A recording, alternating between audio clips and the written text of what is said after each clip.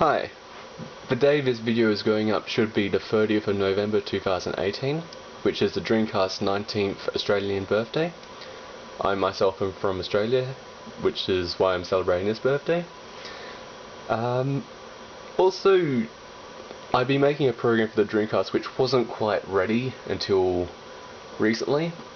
Only now am I happy to make a release, so in the description, if you just want to cut this and don't want to hear me ramble on about stuff, and what I'm basically going to say is covered in the post anyway, there is a link to the DC emulation forums in the description, which will have a link to the download and also a bunch of stuff about my program. But if you want to hear about a bit of it first, then continue watching. So here's the disc my program is made on.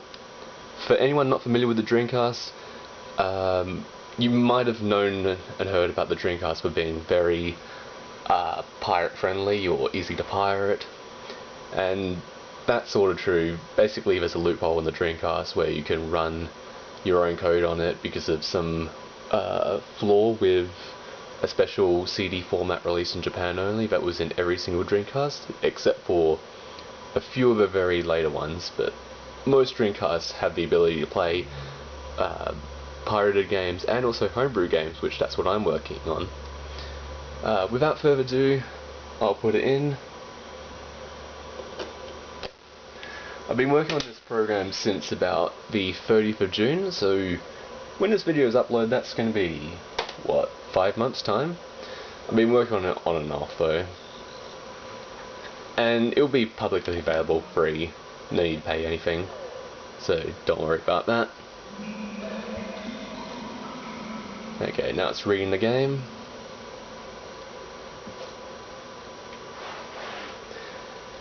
I made this with my own library which I call Crayon. I'll go into that in more detail later. And here it is! Minesweeper Windows 2000, emulated in the Dreamcast. Not actually, it's not actually emulation. This is a recreation of Minesweeper I made, which is based on the Windows 2000 and similar versions like XP and maybe older ones as well. It's supposed to have the same logic. I didn't have access to the source code, so I tried to mimic it as best as I could by playing the original game a lot. So if you don't know Minesweeper, you press tiles. Typically it's controlled with a mouse, but in my version you've got a controller. You press the blue button to place a flag. You can press the red button to reveal a tile. The tile will tell you how many mines are nearby, so I think there's a mine there, so that's safe. And that's how you play. And to speed up, you can press the yellow button on a number, and if there's that many flags surrounding it, then it will attempt to reveal everything around it. If you place a flag on something that isn't a mine and press the yellow button, you'll kill yourself. So please don't do that. This has also got the sound effects of Minesweeper 2. It might not be easy to hear in this video due to the poor mic quality in my camera and also admittedly the clickiness of the thumbstick. There is a few deviations from the original. There are a few different tabs up here. In the original I think you just got game and help, and game has a bunch of options with a drop down box. Help has got a few other options in its drop down box, including what I've put in the about page. But over in options you got stuff like the sound and question marks tick boxes. You can change the height and width of a grid, and you press this button to update the grid. And as you can see, the mine count up there has updated, and the time on the top right is reset. It also shows you your best scores here, and you've got shortcuts for the beginner, intermediate and expert mode options. Let's go with beginner, just so I can show you the completion of a quick game. Oh, I also forgot to say, but you can use the thumbstick to move, but if you don't want to use the thumbstick, press green, and it will switch over to the D-pad. So choose whatever you feel happy with. I'm going to stick with the thumbstick, because I'm used to that. And I'm not sure if you can hear it, but there should be a ticking sound, but it's been disabled because I turned off sound. I think the only Minesweeper original option which isn't present in this version is color, which turns everything Turns everything gay. Okay, it turns everything grayscale. That's what I meant to say. So if you win a game and your time is better than the best time, which the default is 999 seconds, then you'll get a keyboard and you're allowed to press in whatever name you want. So I'm gonna put in lol. You can choose between upper and lowercase stuff. And you've got backspace. And I think the max length characters is, well, it appears to be 15. On a technical level it's 16, because if you're programming you know about null terminated strings, so the 16th character is the null terminator, or what tells the code where the end of a word is. So we're saying we're L, enter, pauses for a few seconds, and resumes play. And if we go to the options tab, we can see there's our score. But you might have noticed, not sure how easy to see from this pedestal. So there's records, but over here we got multiplayer records. Yes. Yes it does. So, as you can see, now our original cursor over here is red. I'm going to put this on the stands, where I've actually got more grip. So, the cursors change colour when you're in multiplayer mode. Player 1 is red, player 4 is blue, the mouse is in player 4 slot. Player 2 is yellow, and player 3 is green, which I don't have them plugged in. And the mouse works just as it originally did in the original version, and it works fairly nicely if I do say so myself. Left click is left click, right click is right click, both buttons is basically middle click, or the yellow button pressed from the controller version. And the Dreamcast mouse doesn't have a button on the mouse wheel, instead it's got a side button. So if we press that over here, then it works just as the same as the yellow press. And I'll quickly finish this off so I can mention something else. It is hard for my hand to do macro movements though, that's the only disadvantage about the mouse. But it is easier to move around the keyboard, because if we're using this, we have to take that long to drag across to the other side of the screen. Over here we can just go all over the place. You have to put in a record no matter what. If you try to enter nothing, it won't let you.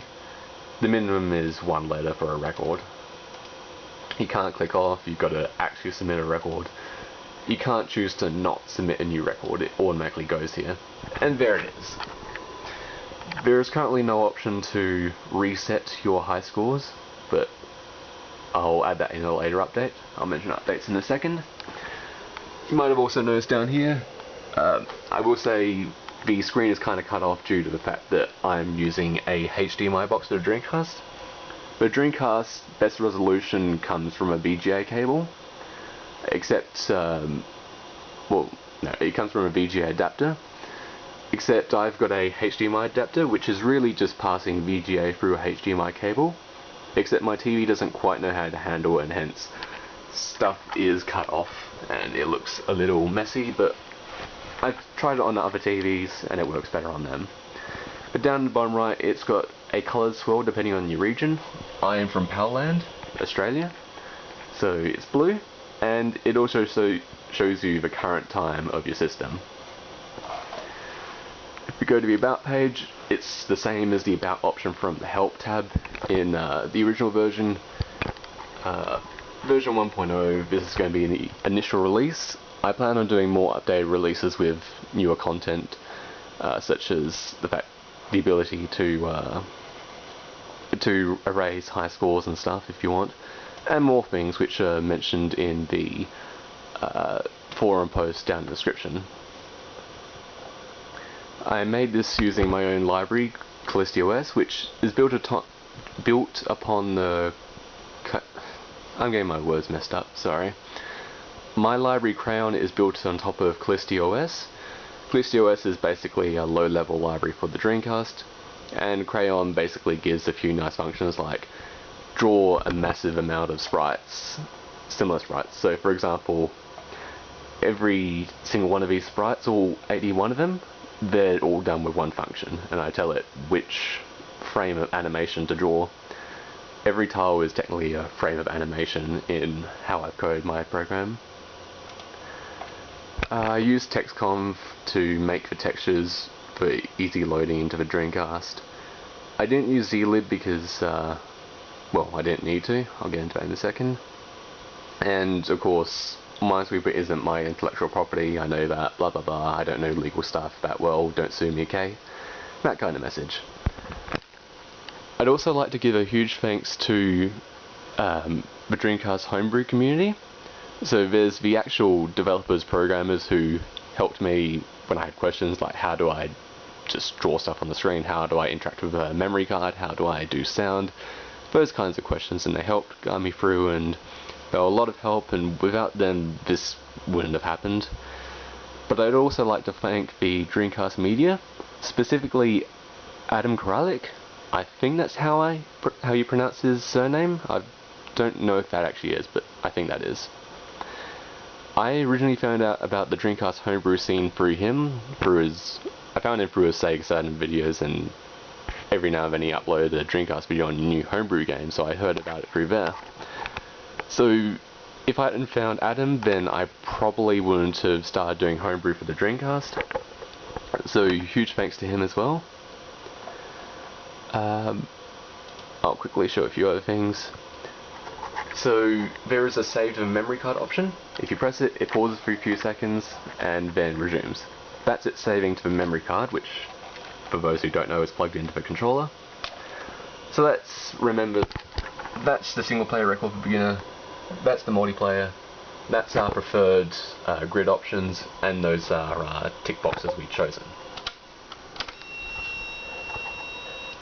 Now when we load, those options should still be there.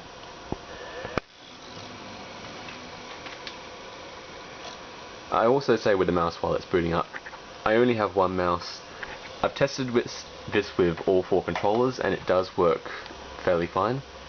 I think there's a hardware issue where port 2 is kind of buggy, but I haven't replicated it on emulators, so I think that's an issue with my actual console. However, I don't own 4 Dreamcast mice, only the one. I presume everything would work fine, but I can't confirm. Of course, if you have 4 mice plugged in, then you can't have a memory card, so that's a disadvantage. So over to the options. All of our save file stuff is preserved. The game instantly loads in your save file upon the program booting, and if there's no save file, when it attempts to save, it will just make a new save file. I'll show off a few more things. As I've mentioned, the game isn't complete. If you hold the blue B button during boot up, it will activate the other mode.